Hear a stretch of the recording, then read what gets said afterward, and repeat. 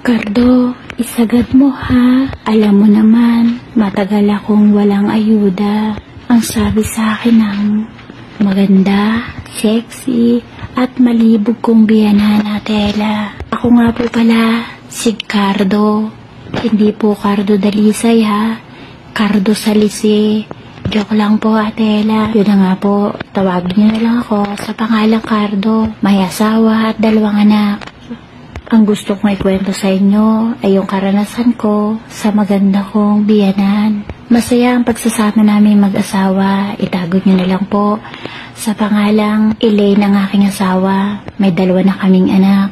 Kaya lang itong si Elaine, masyadong hardworking. Kahit na nga sabihin kong pwede namang hindi na siya magtrabaho at kaya ko naman na silang buhayin mag-iina, ay mas gusto nitong nagtatrabaho. Mas feel nito yung my career. Kaya ang mga bata ay pinagkakatiwala na lang sa tagapag-alaga. Isang araw ay umuwi ang nanay ni Elaine galing ng Saudi. Matagal ito doon at dekada na rin ang inabot sa pamamasukan bilang kasambahay para lang masuportahan ang pangangailangan ni Elaine. Anak si Elaine ang biyanan ko sa pagkadalaga. Alam ko maganda ang biyanan ko. Hindi ko pa nga lang ito nakita dahil napakatagal nga nitong hindi umuwi. Pero nagulat ako nang dumating ito sa amin. Lalo palang napakaganda nito sa personal. Yun bang mukha na siyang manika at napakaputi. Marahil ay dahil sa palagi itong naka-aircon sa Saudi. At kahit papano ay nabibili na ang mga gusto. Naalaman ko rin kay Elaine na buhat ng ipanganak siya ay hindi naman na nakaisip mag-asawa ang kanyang ina. Hindi nga lang niya alam kung may nobyo ba ito o wala. Yun na nga, dahil nagtig-isa namang anak si Elaine, sa amin syempre makikituloy ang biyanan ko. 1 buwan itong magbabakasyon sa Pilipinas. Aaminin ko na unang kita ko pa lang sa aking biyanan ay na-attract na ako dito. Hindi naman siguro kalayuan ang edad namin ng aking biyanan. Dahil maranda ako ng 12 taon sa napangasawa kong si Elaine. At ayon nga kay Elaine ay 16 pa lang siya nang ipanganak ng kanyang ina. Sa mga katwid, 4 na taong matanda lang sa akin ang aking biyanan. At habang tinitingnan ko ito, nakapag-iinit ng laman. Si Elaine kasi ay simpleng babae. Maputi at maganda rin ang asawa ko pero hindi mo masasabing malakas ang dating. Simple lang kasi ang mga isinusuot nitong damit. Lalo na pag nasa bahay, nakakalimutan ata nitong may asawa siya na dapat ay pinag-iinit niya ang katawan. Hindi rin active sa kama ang asawa ko. Marahil ay dahil sa sobrang pagod nito sa trabaho, pagod sa bahay, at pagod sa mga anak ko. Kaya naman madalang ako makasampa. Iyon na nga, to make a story short, ay nasa amin ang biyanan ko. Inukupan nito ang silid na katabi ng silid namin at nagigitnaan ng silid ng aming kasambahay. Malaki naman ang silid na iyon. Pinalagyan ko rin iyon ng telebisyon para naman mas malibang siya. Dahil araw-araw nga nasa trabaho si Elaine, buhat nang dumating ang biyanan ko, ay siya na nagsisilbi sa akin. Masipag ito sa bahay, magaling magluto, at masarap magluto talaga. Nung time na yon ay nagpaalam naman ang aming kasambahay na 1 buwan daw magbabakasyon. Sinamantala ang pagkakataon na nandun ang biyanan ko sa amin para may mag-alaga sa aming mga anak. Ayaw ko man pumayag at ni Elaine ay wala kaming magagawa. Ang sabi ng biyanan ko ay, okay yun, okay. Akong bahala sa mga apo ko. Sa gawain bahay, huwag kayo mag-alala. Napakatagal kong naging katulong sa abroad. Ano ba naman yung napakaliit nitong bahay na to kung ikukumpara sa halos malapalasyong pinagsisilbihan ko doon. Isa pa yung mga apo ko naman yan. Kaya ayun na nga po ang nangyari. Wala ang aming kasambahay at kami lang palagi ni biyanan ang nasa bahay. Negosyante nga po pala ako. Kaya ang oras ko ay hawak ko. Maliban na lang talaga sa mga importanteng pagkakataon. Ang aking asawa naman ay nagtatrabaho sa isang kumpanya. At madalas-dalas pag nag-o-overtime. Pasaway talaga. Kaya ayun, si biyanan ang pumupuno sa mga pagkukulang ng asawa ko. Nagagayak ng pagkain naming mag-iina. Ultimong damit na isusuot ko ay nagagawa nitong ihanda para sa akin. Nahihiya nga ako dito dahil ultimong panloob ko ay siya pa ang naglalabas. Bagay na kayang-kaya ko namang gawin. Ang sabi nito, okay lang yan. Sanay daw siya sa ganong trabaho. Kapag kumakain ako sa umaga, mabango at bagong liko si biyanan. Langhap na langhap ko ang amoy ng shampoo at conditioner na ginagamit nito, maging ang lotion na ipinapahid nito sa kanyang balat ay nalalanghap ko pa. Pero pagdating ko ng hapon, ganun pa rin ang amoy niya. Bagong ligo na naman at mabango na naman. Paano ba namang hindi magagalit ang alaga ako sa kanya? Naging maganda rin ang pagsasamahan namin. Nagkikwentuhan kami. Nag-uusap ng mga bagay-bagay. Marami rin itong kwento na pinapakinggan ko naman. Pero palaging parang pahaging nito na naubos daw ang kanyang mahabang panahon sa paghahanda sa kinabukasan ng anak niya na si Lucille. Yun na nga ang asawa ko. Kaya naman nakaligtaan niya ang kanyang sarili. Ang sabi ko'y hindi panahon man huhuli ang lahat. Batang-bata pa kayo at napaka-sexy nyo. Nako, binola mo pa ako. Wala nga magkamali sa akin. Sabi pa nito, nako, hindi ho yun totoo. Kahit sinong lalaki, pag nakita yung ganyan itsura nyo, nako, maglalaway. Medyo napahiya akong bigla, baka sumobra ang salita, pero tinignan lang ako nito na parang bari bang sinusukat ang katotohanan sa aking sinabi. Sabi ko na lang, nay sige ho, at ako magpapalit lang ng damit. Ang sabi ko na lang para matapos ang usapan. Isang araw ay medyo napaga ako ng uwi. Inabot ko ang biyanan kong nakahiga sa salas at nakakatulog ito doon. Wala itong kaingat-ingat. Maiksing short ang suot nito at malambot lang ang tela niyon. Kaya naman maluwag sa kanyang hita. Nakadungaw ang pisngi ng langit. Bigla akong nagpawis at munggo-munggo. Ang gusto ko parang lapitan niyon at salatin kung gaano ka kainit. Pero por delikadesa naman, biyanan ko yun. Kaya tiniis ko na lang. Pero matagal ko itong tiningnan, pinagmasdan at tinansya kung gaano na kaya iyon kasabik. Ako ay biglang nagulat nang mabilis na bumangon ang aking biyanan at ang sabi, "Andiyan ka na pala, Cardo. Nagugutom ka na ba?"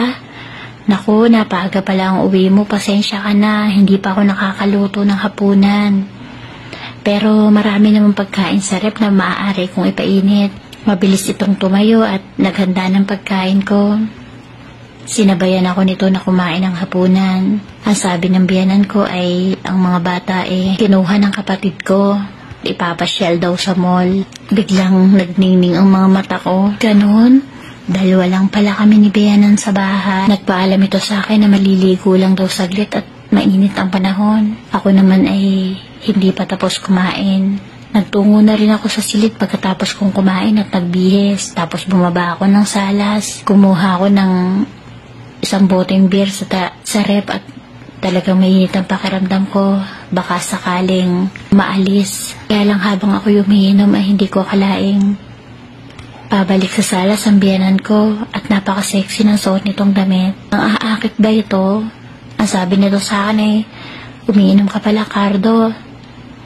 Mabilis itong pumunta ng kusina at pagbalik ay may dala ring isang bote para sa kanya. Nagbitbit din ito ng mapupulutan. Saya kaming nag-inuman ni biyanan kasama ang mga kwentuhan at kung ano-ano pa. Mga kwentuhan ng kalukuhan hanggang humantong pa sa medyo may init na tagpong kwentuhan. Ikunikwento pa nito yung mga experience niya sa kama. Nasabi naman nito na pagkatapos ng isilang niya ang asawa ko nagkaroon din siya ng 2 nobyo. Kaya katikim pa rin siya ng langit matapos ang tatatay ng asawa ko. Ang sabi ko sa kanya kailan ho nyo balak ulit tumikim ng langit? Tumingin ito sa akin at ang sabi, ngayon sana. Bigla akong kinilabutan sa sinabi nito dahil wala namang ibang makapagbibigay nun sa kanya kundi ako. Ewan ko, Atela, mabilis ang mga pangyayari. Basta namalayan ko na lang na naghahalikan na kami ng matindi at malilikot ang aming mga kamay. Si biyanan ay halata kong sobra ang pagkasabik sa romansa ng isang adan. Malakas ang ungol nito. Daig pa nito yung dead 20s. Sa tingin ko naman sa kabiyanan ko ay mga early 40s lang. Mabilis ko nang Pinanghasang hawakan ng 2 pakwan nito. At tama nga, hindi nasira ang katawan ng biyanan ko. Matigas pa rin iyon at masarap sa Latin.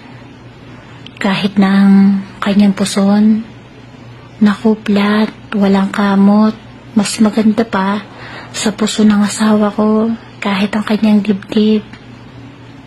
Pinangasan ko na rin ibaba ang kanyang sablot na pang-ibaba. Tumambad sa akin ng hindi niya kalakihang talaba na malinis at walang anumang sagabal, lalo nang nag-init ang aking katawan. Ang biyanan ko naman, itinulak ako sa sopa at mabilis na inalis ang aking suot na shorts. Kaya umigkas na halos sa mukha niya ang aking pagkalalaki. Ang akala ko ay magugulat ito, pero mas nagulat ako sa ginawa niyang pagsakmal doon na para bang gutom na gutom. Nagmukha tuloy na lumalaban ng gera ang aking sandata. Talo siya sa puntong yun dahil halos buong buo itong nalulunon ng aking biyanan. Ako'y napapaangat sa sarap. Ano ba naman to biyanan ko? Napakalibog talaga. Kaya gusto niya pagbibigyan ko siya. Siyempre maaari bang ako lang ang lumigaya? Kaya siya naman ang hiniga ko sa kama. Hagyapang paupo ang posisyon niya na nakasandal at ibinuka ko na ang bukana. Ayun na nga, hindi pa ako humahawa kay nakita ko na ang halos mamasa-masa na pala. Agad ko yung sinunggaban. May gulay, masabaw, masabaw na masabaw. Tama, Ate Ella, masan, para bang hindi ito mauubusan. Kahit supsupin ko pa yun ng walang hanggan. At yun na nga ang ginawa ko. Si biyanan, hala, hindi magkandaw gaga kung paanong tatanggapin ang ginagawa ko sa kanya. Hindi na ito makatiis. Ang sabi, gusto niya niyang matikman ng langit. Ibibigay ko sa kanya yon, lampas langit. Kaya naman sa unang bayo, tama, masikip pa si biyanan. Matagal ngang walang pumapasok. Na-enjoy ko palalo ang maglikot sa loob nito. Isinagad ko ng sagad na sagad. Ang sabi ni biyanan, sagad na sagad yan ah. Hala, mag-enjoy siya. Malikot si biyanan. Ang gusto niya gawin lahat. Kaya kung anong posisyon ang gusto niya, pagbibigyan ko siya. Kaya ina, gusto ko rin namang maging masaya ang bakasyon niya eh. Saka na namin iisipin ang tungkol sa asawa ko. Kaya ayun, sa pag-iisa ng makasalanan naming katawan, nakarating kami sa dulo ng langit. Langit sa sarap.